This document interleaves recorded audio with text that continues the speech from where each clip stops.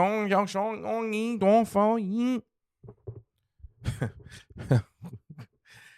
man, welcome back to another episode of Random Wisdom. I am your host Ashton. Man, we came to have a great show today. I hope everybody is doing well. Like I always say on every show, if you're just waking up, I hope you have a great day. If you're going to sleep, I hope you had a great day. I hope everything is peaceful. I hope they treated you right at the job. I hope they treated you right at at the office today, wherever you work at. I hope they fuck with you. If they didn't, fuck them. If you got to see them tomorrow, God bless you. If you don't got to see them motherfuckers at all, no more this week, fuck them. I'm recording this on Memorial Day, so I know it's a lot of activities going on around the world right now. Um, I honestly don't even know what Memorial Day celebrates. And that's my fault. I'm not like pressed about not knowing or knowing. It's some American shit that they started. They honoring people that they fuck with. I believe it's to my knowledge, it's some shits with the troops.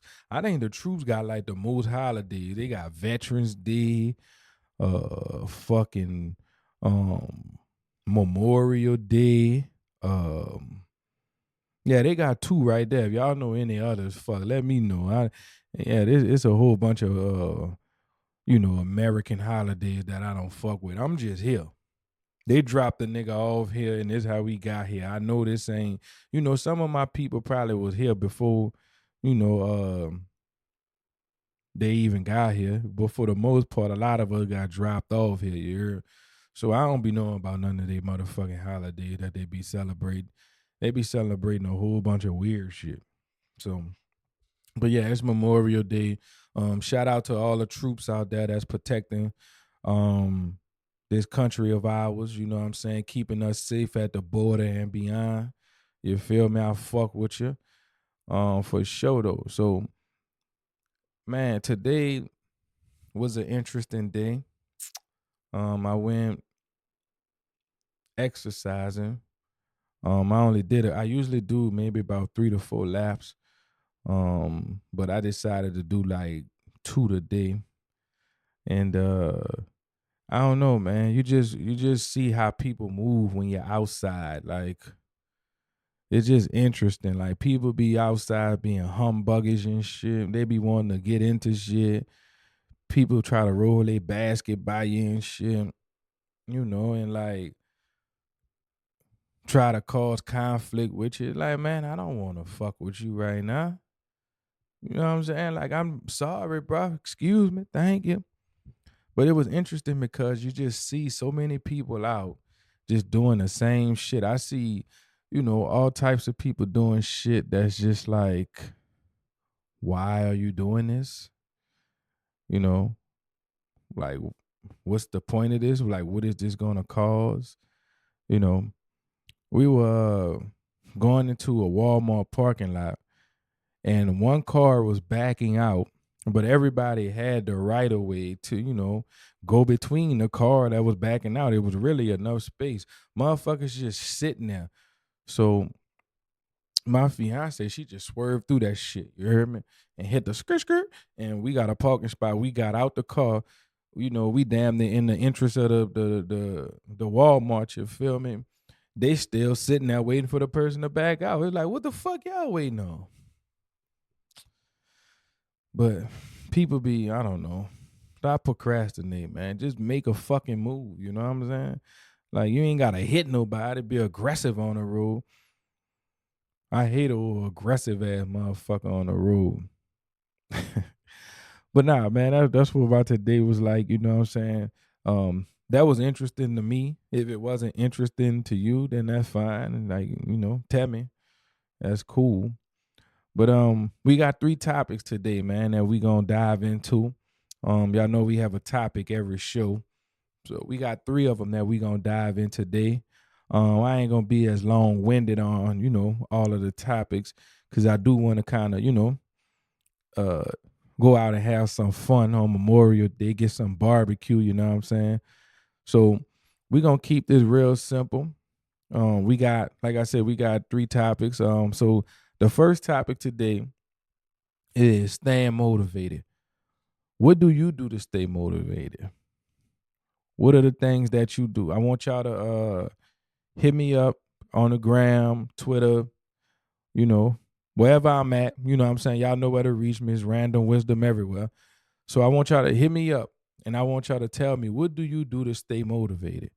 How do you stay motivated? What I do is I just remember why I'm doing what I'm doing in the first place.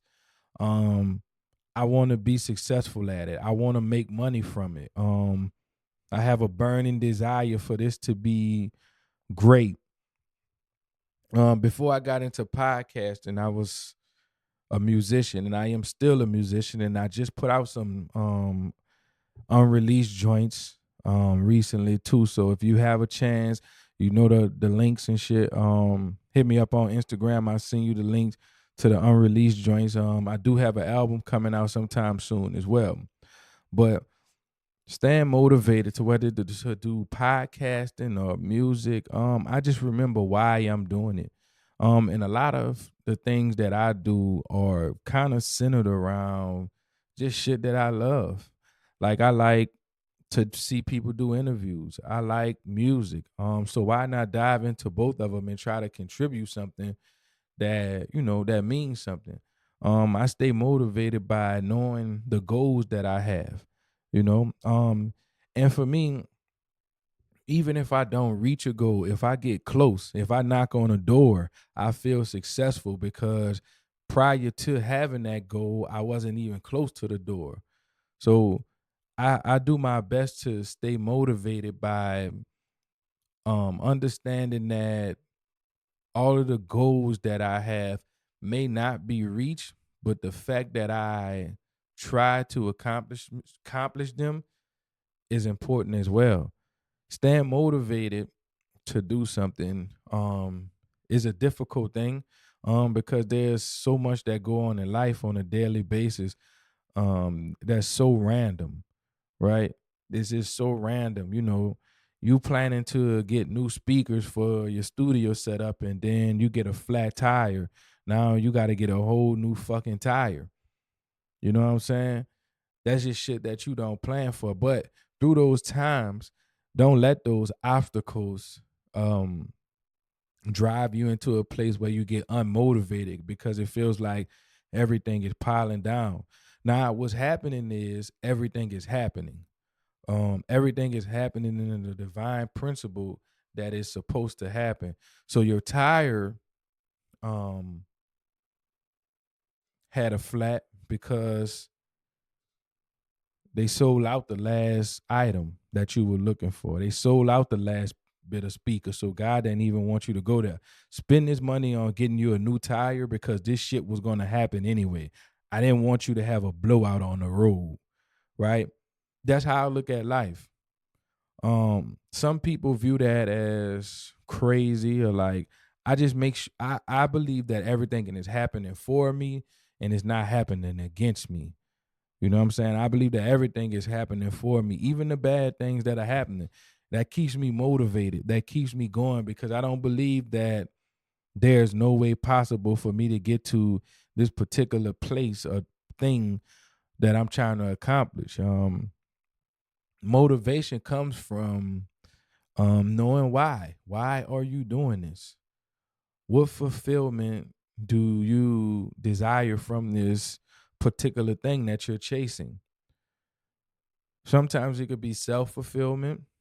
Sometimes it's attached to a material item, and all of those things are fine. But what keeps you motivated to continue to do those things is super important, right? You have to find the fun in all that shit. Like some shit just ain't fun. Like um editing podcasts. This shit ain't fun. Like this shit is not fun. Like it's but the glory of it is knowing that once I do it, I'll have an accomplished result that I was looking for. So hey, there goes the fun, right? I self-record all of my music. I self-record everything. So I have to create the lyrics, record the lyrics, watch my tone, um, mix my tone, actually mix my tone and like my tone. If there's a feature on a song, I have to record them, get their vocals sounding crispy the way they want them to, or add certain effects. I got to take their ideas. Now, how do I stay motivated to do that? Because I like the end result of the music. Eventually, there will be an end result. That's the great thing about music, right? Staying motivated in music, because there is an end result. It's either that song is done and you don't like it, it's not going to come out, or you're going to put the efforts in promotion and marketing behind it for it to come out, and you'll get the desired results that you're looking for. Now, are people going to listen to that? That's up to solely the people, right? But even in those times, if you don't get those results, you must still stay motivated, right? Michael Jordan was cut from his high school basketball team. Fucking Michael Jordan, right? Shit, like I look at a nigga like Kendrick Lamar. I seen Kendrick Lamar in J Rock video in 2008. Where he dropped a joint with Lil Wayne. I seen Kendrick Lamar in a J Rock video. I'm like, who this nigga is, right? But now I know who that nigga is. He my favorite rapper. You feel me? But that's staying motivated, right? You're not the front man right now, but eventually you will be. Stay motivated. Keep going. Keep going. Just don't stop. Don't stop at all. Just keep going. Keep your positive words flowing to yourself, whether you do affirmations, whether you reading your horoscope, however you decide to get down, make sure it's something that keeps you focused and motivated on the next task or the current task that you're trying to accomplish. And with that, it actually lead us to our next topic, which is work ethic. What is your work ethic? What is your work ethic? How do you view your work ethic? Do you feel that your work ethic is superior? Do you feel that it needs some work? Do you feel like it's just in place to get you where you're going? Or do you feel your work ethic suck? Work ethic is the determining factor of who's going to win and who's going to fail. I mean, your work ethic is going to keep you motivated, really. Work ethic is those people who have a dying desire to be great. Kobe Bryant would be the last person in the gym and the first person in the gym.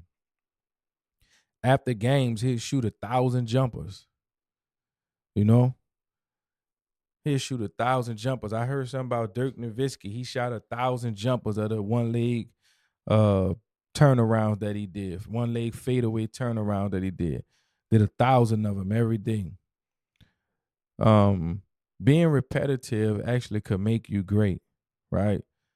Just doing this exact same thing, the exact same way to get the same desired results that you're currently getting. You can do that. You have that power. You have that power. You have that will. It's in everybody. You just have to figure out how to tap into it. Like I said during the stay motivated topic, what's your why? Why are you doing this? What makes more sense to you to do? Why are you doing this? What's the desired result? Your work ethic should reflect that.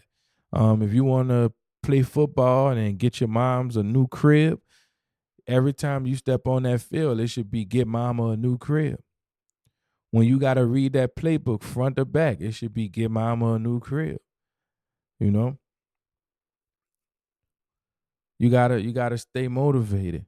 Stay motivated. Things gonna happen that's gonna throw you off during the day.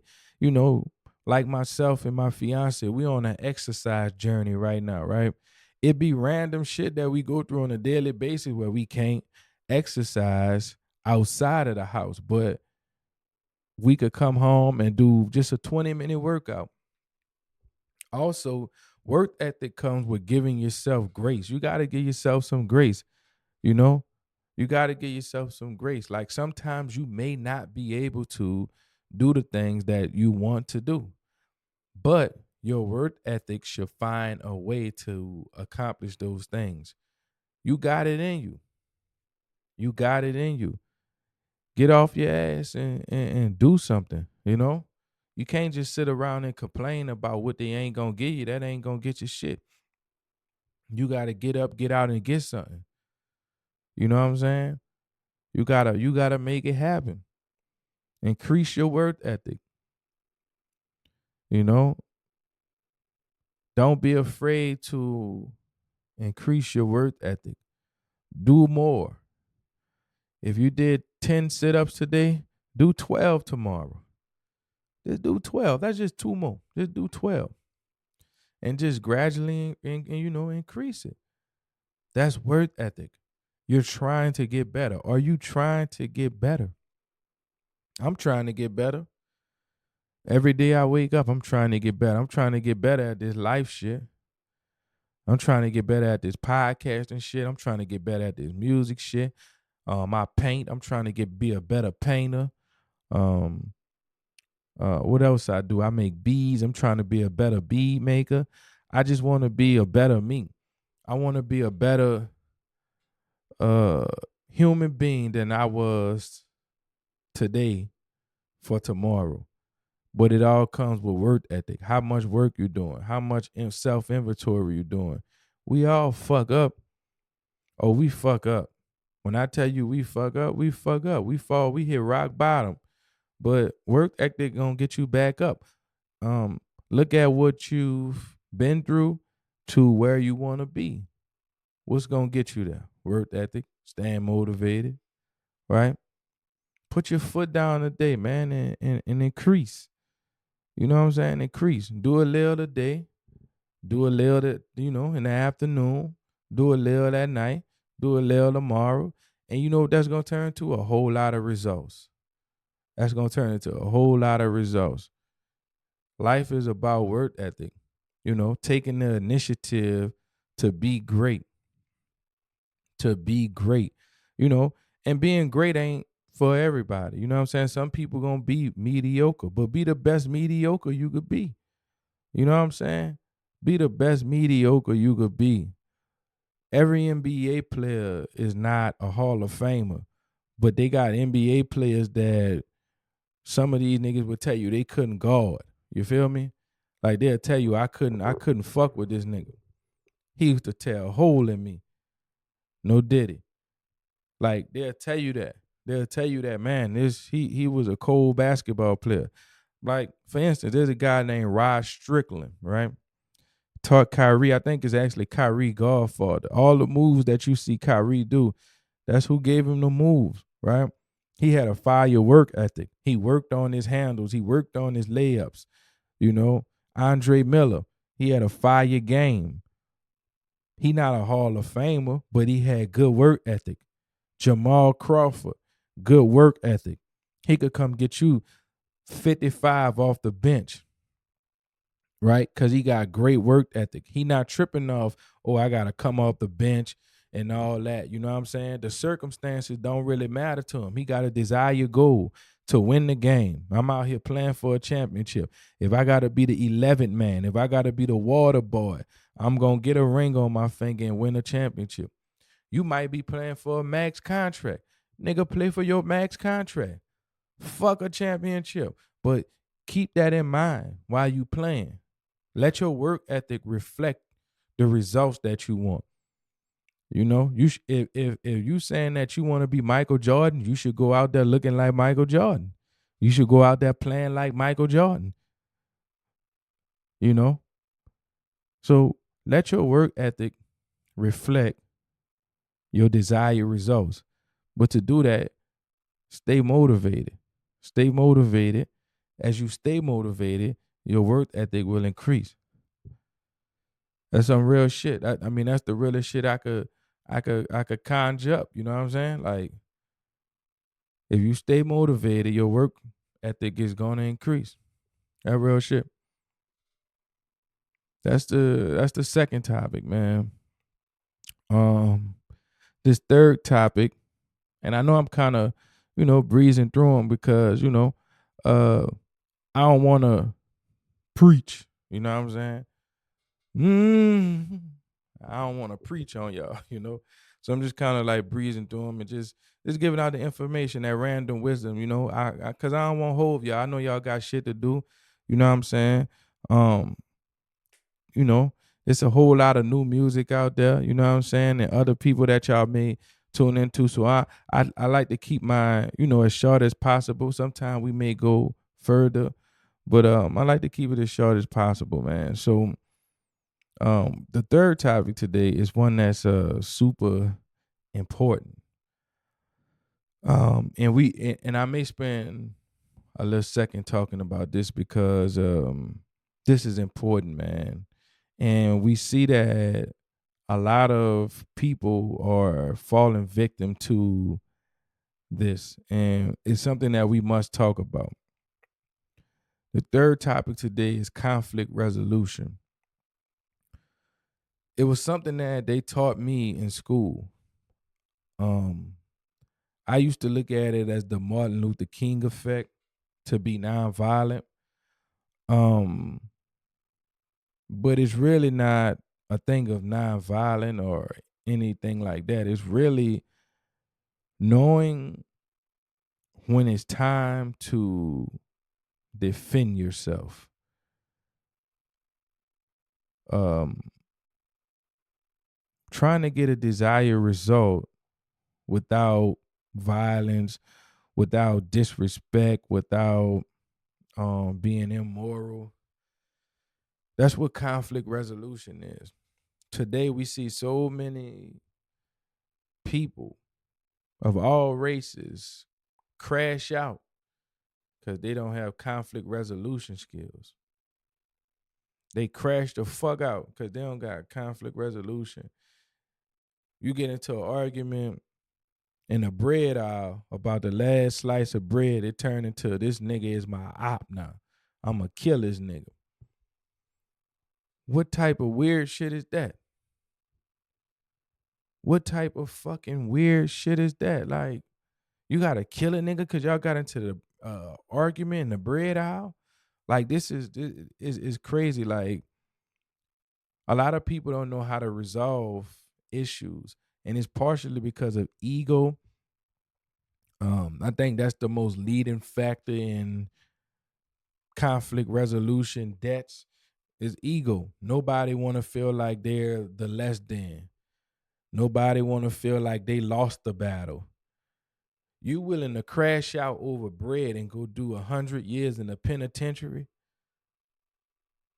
That's diabolical.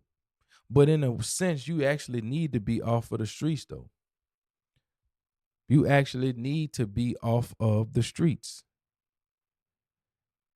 Simply because your mind doesn't have the capacity to understand this is not the time to do something of that manner. Conflict resolution was taught in schools when I was a kid. It was something I latched on to because, growing up, I wasn't trying to be a fighter. I was trying to be a lover boy, you know what I'm saying? But I had my share of like squabbles, you know what I'm saying? I didn't caught a ton of fades. You feel me? I didn't caught a ton of fades, but that ain't my thing, man. You can't be hitting me in the face and shit like that, man. That ain't cool. So you know what I said? Instead of me going get the GAT, I'ma just try to talk it out with a motherfucker because I don't want to have to do nobody nothing. Because once you beat somebody ass, they're going to get the GAT. You could believe that. That you can't let that go. He got to shoot you now. He feels so played that he got to shoot you now. So you know what I'm gonna do? You got that, big dog. This your world. This just your world. You feel me? I don't want none of no parts of it. I'm sorry, big dog. I'm gonna keep it moving for sure. You know what I'm saying? Now, if somebody pursue you after those words, I mean, is up from there. You know what I'm saying? You got to defend your honor, defend your family, defend your jewelry. You feel me? But outside of that, man, you could just walk away. Fuck what people think, man. Walk the fuck away. Like, I don't want no smoke. People be wanting to argue and shit. But I don't got no time to argue with nobody about nothing. Nigga, I came here to get some motherfucking chips, nigga. You could have stayed inside with all that drama that you got going on. Some people wake up with their mindset like, I wish a motherfucker would. I wish a motherfucker wouldn't. Like, don't even bother me. I'm not on that wave. You feel me? And if you decide to approach me with that wave, I'm gonna just be like, hey, I'm not with that. That's not my thing.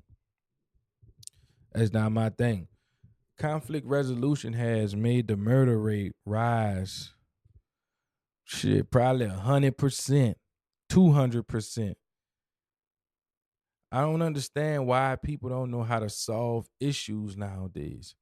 What's going on where we feel we got to kill one another because we disagree? We just disagree. There's nothing to uh get violent about when you disagree with somebody. Like, that's stupid. Like, what's the point? What's the point of you killing someone because y'all disagree? Man, if some shit could just be resolved in some of the greatest ways possible. That conversation that you having in the bread aisle that turned into this woman being your op could have turned into that person in your family finding that match for that kidney if you just would have talked, right? This person might be the blood type that you need to save your life or save one of your family members' life, just only if you talk to them. But without conflict resolution, some of these things would never be understood because most people want to go with their first thought and not rationalize and think out the possibilities of what could happen based off of the desired action that they just pulled off. Niggas willing to crash out. I just don't understand. Why is you willing to crash out on some shit like this, man? Take care. You gotta be here for them kids, man. You gotta take care of them kids. Why is you trying to crash out and not be able to take care of the children? You said you looked your son in the eye and you told him you were the most important thing to me, and you gonna crash out in the bread aisle? Come on, man. It's ridiculous. It's going too far. And the young niggas out here, y'all gotta y'all gotta do something, man. Because I think now they just teaching y'all get the gun, get the GAT. You know what I'm saying? It's much more than to life than just picking up that weapon and throwing your life away. Y'all making it so easy for the penitentiary to have a bed for y'all. Stop crashing out over dumb shit, man. Crash out over your family. Crash out over your household. Crash out on your goals. Crash out on finding peace, man. Stop crashing out over dumb shit. It don't make no sense. It don't make no sense at all. Y'all niggas just out here just crashing out. Learn conflict resolution. You ain't pussy cause you walk away. You not pussy cause you walk away. You actually the bigger man. You know how that make another man feel when you be like, nah, big dog, you got that. You just beat him up with words. That gun that he was gonna take out, you just killed him with words. Nah, big dog, you got that. It's all good. Some people just be miserable anyway. They just be wanting people to feel like them. Don't feel like them. Don't stoop to their level. I was in a Big Lots with my mom one time, right? And they had this girl, young girl. she hit her baby. We walking towards her, right? So we like looking at her, have an interaction with her kid. She was doing the right thing. Like she spanked the child, pop, hit him, And as we walking towards her, we happen to look at her, but we going into another aisle. She just blurt out, "Why the fuck people be all in your fucking business? Ooh, fuck." And me and my mom like, what the fuck? In that moment, I could have said, "Bitch, ain't nobody." Or my mama could have been like, "Bitch, ain't nobody." But it's like, for what? She clearly has something going on that reflected that response. Because if I'm walking towards you, how could I look anywhere else when you're doing what you're doing? Like, not saying that you did the wrong thing. I think spanking your child is pretty normal. Like, we didn't have an issue with it. So when she said something, me and my mom was like, what the fuck? Like, you just created a problem, but not responding to it, it just made her just walk around the store mad. She fucked up now because we didn't give her engage with what she said. So now you don't know if we speak English. You don't know if we agree with what you was doing or disagree with what you doing. All you know is that I just said something loud and these people stood in the store. They didn't tell me nothing after I said something to them. So I'm just walking around like looking like a fucking idiot right now. And that's what's happening.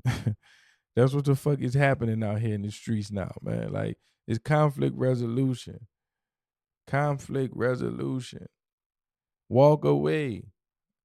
Don't let your ego take control of you. Just walk away. It's that simple. Just walk the fuck away, man. So that's our 3 topics today. Stay motivated, work ethic, conflict resolution. Tell me what y'all think, man. Staying motivated, work ethic, conflict resolution. Which of those are most important to you? Which one of those are you on a journey of right now? I hope these topics have done you well. Like y'all do every week, man. Comment, like, share, subscribe. Yeah, and let me know, because I like to know y'all thoughts on the topics that I speak on. These are things, the topics that I speak on, they're like super important to me. So I try to reflect knowledge and understanding when I share it with y'all, through my journey of how I learn this type of shit. And nobody's perfect. So this is not me preaching or nothing like that. This is just me sharing the random wisdom that I've acquired on my journey, And with that being said, that actually is a great segue into the moral of the story, because that's always some crazy shit that I learned on my journey. So today's moral of the story is actually a story.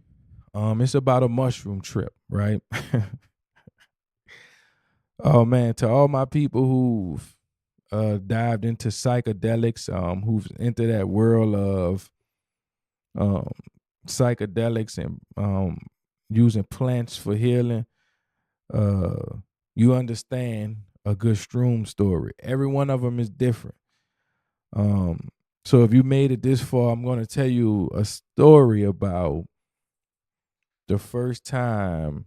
Well, it wasn't the first time, but the first time I was actually outside of my home doing shrooms. So I told y'all I'm gonna get into this story about the timeshare world that I used to work in. But yeah, I'm gonna get into that on the episode. I'm gonna do a whole episode about timeshare, and I'm gonna let y'all know how crazy of a world this shit is. But during the process of me working in a timeshare world, I met a gentleman named Tim. Tim was a person who was on tour with me. Like I said in the previous episode, I would basically go on a tour with people. I take 2 hours. These people sign up through like one of these hotel companies, IHG. They get them a free stay. They pay like $300. They get the money back at the end of the tour, and they basically get to stay for quote unquote free, right? So, but they're expected to buy a timeshare when they come, and they're briefed that they'll be doing a timeshare presentation. They told that they'll be sold to and so forth and so on. But the gentleman Tim that I met, he was a guitar player. I would talk to the people and ask them a lot of questions about their life. As they'll do the same to me as I'm trying to sell them this timeshare. So I met this gentleman Tim. He was actually the manager's tour before he became my tour. But he just passed them on to me, pause. And I pretty much, you know, basically was the person that was supposed to sell him from that point. But early on within the tour, I found out that Tim wasn't really interested in the timeshare. So I just picked his brain and figured out what he do. He had this real like groovy bounce to him. He had a lot of energy. He talked a lot. And he was real passionate just about just living. Like he talked a lot about music and stuff. So like I said, he was a guitar player. He was telling me that he's played guitar, in a ton of different things. It was big shit that he was saying, and I'm like, wait, okay, like who am I sitting in front of? He was just saying, running off a whole bunch of shit. He was dropping knowledge that only other musicians would know. We like it. It's a community. It's certain shit that we know about certain shit that most people don't know when it comes to music. So he was dropping a whole bunch of science and shit about just music. And he happened to tell me that he had tickets to Moulin Rouge because he played down in the pit. Like he was the guitar player, he down in the pit. Like so whenever there's music at a live Broadway show under the stage, or like I must mostly say under the stage, there's musicians down there. So whenever you hear like the switching of the scenes, there's a trumpet. Those are the people there under the stage, and they play the music for the play that's going on. And he happened to be one of those people that play music. So we just happened to chat it up. He's like, man, I got some tickets. I always have tickets in will call, but I never really use them because I don't be knowing people in the cities I be going to. So we caught the tour at the Singer Theater, down in New Orleans. You heard me? So he give me the tickets. Me and my girl, we decide to go. And I had just bought some shrooms, right? So I'm like, well, shit. I take them right now. It is what it is. I take them right now, like, and before we go to the show. So man, we take the shrooms in the line at the Singer Theater, right? We were waiting for the show to start. We take the shrooms in the line. So we out there maybe like 30 minutes before. It's kind of like a breezy, maybe slight hot day. But yeah, so we out there, and I remember taking the shrooms, and when they started to just kick in, there was a sign up over the not the Singer Theater. There was a sign up over the Joy Theater that had two M&Ms up there. They were like huge fucking M&Ms, right? And it looked like the motherfuckers had started moving.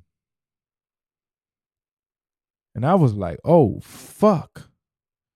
They moving. So that's when I first knew the shrooms had kicked in, and the lights flashing on the fucking sign. It was a lottery sign, but the light, like when I turned my phone screen on to record the shit, the lights will flicker through the phone. And I actually have video of this, but in actuality, they wasn't flickering. Like it was like the lights were on. So I'm like, what the fuck? And my fiance, she see it at the time. She like, what the fuck? Like, I'm like, wait, are we tripping? Well, we was tripping, but we thought we was tripping. You know what I'm saying? So we finally get a chance to go in to the Singer Theater, and there's an entrance where like you get your beverages. So This is my first time in a singer theater. I'm like a fucking kid out the candy store just looking around. I mean, I love being in places that, for the first time or just doing. So all this shit was like bucket list shit, right? To even go to a play at the singer theater. The shit expensive. The shit is expensive to do. So it was always some bucket list shit, but I just like knew at some point I'm gonna get the bread to do it, and I was finally able to do it for free, right? So we get in there, and I'm like, what the fuck? What the this nice up in this shit? I fuck with this, but I think I had been in there previously, like a few years back, but it was like a while ago. I had went to the NOLA Hip Hop Awards up in there, and as I remember, I'm like, okay, I do kind of remember this, blah blah blah. But anyway, they got a section where you order, the concessions at. So me and my girl, we get the gummy bears and some sparkling wine, I believe it was, or some champagne. All right, so we get that shit. So we get to our seats and shit, and we like, wait, motherfucker, I thought we was gonna be sitting at the top or something, man. We was at the fucking front with the rich folks, with the old rich white folks. You hear me? I'm talking about, they didn't oppress the few niggas to get where they, you know what I'm saying? Like it was them old type of white fools. It was very racial. You could feel a racial tension. They were like, how the fuck did these niggas get down here? I told my girl, I'm like, man, we gotta sit here like we got bread. Like we gotta look like we got money. Like just, you know what I'm saying? Just lay back. You know what I'm saying? And enjoy the show. But we watching that shit, man. As we sat down, we like, what the fuck? And plays long as fuck too, right? Plays long as fuck. Like they had a whole bunch of fucking wardrobe changes, different scenes and shit. I don't think you could record while you was in there. I did sneak a couple videos out. May Moulin Rouge forgive me for that. I don't know if people were supposed to see that if they didn't pay to see it. But yeah, I did sneak a few videos out. I was still a nigga sitting front row at Moulin Rouge on the shrooms. You heard me? But yeah, like the experience was just so fucking crazy. Like I started crying during the show and shit. I felt like I had the shit. Like a ton of times. Like it was like I felt like I had a shit. Then it was like, no, I don't feel like I have the shit. Then I got a shit again. But I never shitted the whole time. So I don't know, like it was just kind of weird. Then I just got happy. I just loved life at a point. Man, it was just, yeah, like it was a beautiful feeling. Like, and the thing about shrooms, what I didn't know, I had took them previously, but I couldn't remember the effects that they had, right? Taking shrooms made me realize you go through a ton of fucking emotions. I went from being sad, I went from being happy. I was crying because I'm happy. I'm like, I'm doing such a great job in life in Moulin Rouge. But I wasn't like, doing this shit. I wasn't like boo-hooing. I was just crying to myself. And it was like, you would think because the show is good. Like nobody probably knew a nigga, you know what I'm saying, up there, enjoying life on the scroon. Nobody ain't know that. So me and my girl, I'm in there crying. I'm looking over at her. She looking at me like, what's up with this nigga? This nigga crying. She wasn't saying shit. You know what I'm saying? I'm like, what the fuck? So this is my first time being outside of my house on shrooms. So it was just like a interesting, fun feeling, but weird at the same time. They had an intermission in the play, and we decided to go, refill on the champagne or whatever it was that I think sparkling wine or whatever that shit was. That wasn't what I was there for. The gummy bears was off the fucking chain. I believe that shit said Kirkland's on there. I think they got that shit from Kirkland's if I can remember right. But the fucking gummy bears was off the fucking chain, nigga. What? The gummy bears was a fucking fool. But anyway, we went to the fucking concessions, you heard me, during the intermediate break. I'm tripped out, you feel me? So there's a guy, we waiting in the line for drinks or whatever. There's a guy say, hey, you could go downstairs and get your drinks down there. They don't have nobody down there. And I took offense to the shit. I thought the nigga would because I had already been in a race, like in the timeshare world, it's very racial, right? So I'm already defending myself against white folks and Asian folks and Indian folks and, Mexican folks, all type of folks. I'm already defending myself on a daily basis. When he told me that, I guess my racial tension was heightened. Like I had a racial sensation or something, and I was like, nigga, we got bread too. We rich too. And I'm like, why the fuck? Like I get back to the shit, I'm like, why the fuck did I tell this man that? But I know it's the shrooms, and I can't like panic. You know what I'm saying? I can't fucking panic, be like, oh shit, he got me saying all type of shit. So I just had to go with the flow. It had everybody looking at shit. I seen a lot of interesting shit. It's just one interesting thing that I seen that I'm not comfortable with talking about at this particular time, but I seen some interesting shit. And I was like, oh, this real too. Wow. I heard about this on the internet, on TV and shit, but I ain't never seen it up close and personal like this. Okay, that's odd. But okay, let's get back to, the intermission about this. They got like 5 minutes before the show come back on, so they want you to already be seated, so we gotta hurry up and get back in the seat and shit. My mind fucking blown. Like everybody looking at me and shit. I'm wondering, I'm like, fuck, could they tell a nigga on shrooms? Like, I'm thinking I'm acting normal. I'm waiting for my girl. She go to the bathroom and shit. Like, I'm normal. Like, I don't know, but I just see people looking at me and shit. I don't know if it was racial. I don't know if it was like he's on drugs or like, I don't know. But we went back, enjoyed the show. I ain't had the shit no more. Yeah, and after that, it was just happy. I was just happy the entire time. It was like, man, this is so amazing. I love life. Oh my gosh, And then after we left, I figured out that shrooms is nothing like weed. Like you could turn it off. Like you gotta just wait till that shit go off. Like it ain't no off switch. You gotta just wait till that shit turn off.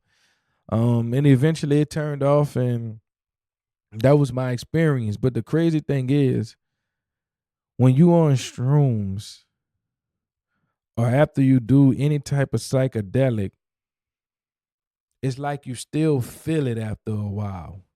Like it just be like random days where I like, oh shit, it feel like I'm on the shrooms again. Yeah.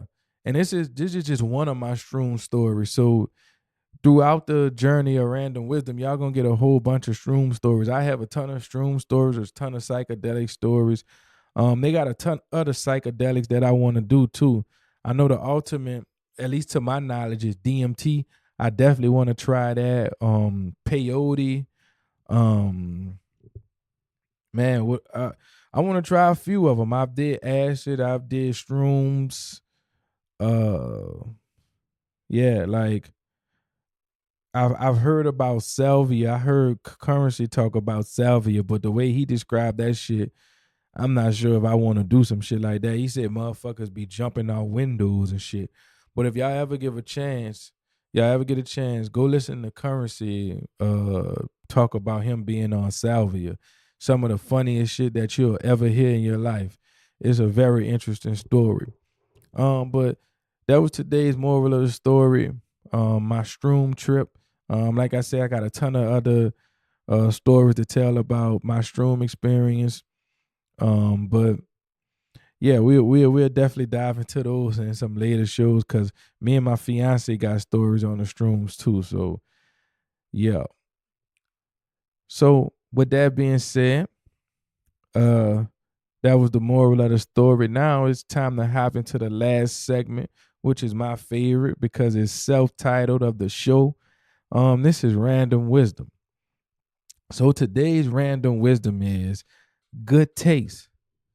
Do you have good taste? What's in good taste? What's not good taste? What's good taste to you? You know, um, good taste varies, right? But good taste is kind of universal. Good taste is kind of universal. Good taste is saying good morning to everybody in the room. Good morning, everyone. Good good taste is shaking someone's hand, looking them in the eye. Good taste is telling the cashier, "Good afternoon. How you doing? Thank you." That's good taste. Good taste is also the shoes that you wear. Good taste is also the shoes you choose not to wear. Do you have good taste? Has anyone ever told you, "I like your taste. You got good taste"? I've been told that on multiple occasions. I think my ideas and the things that I do are in good taste because I'm just me. You know what I'm saying? I was born with it. It is in me, not on me. You know what I'm saying? So good taste comes with a ton of different things. Knowing when to speak, knowing when to share information. You know, somebody who don't have good taste is kids. Kids will say anything that they fucking hear at any time. That's not in good taste.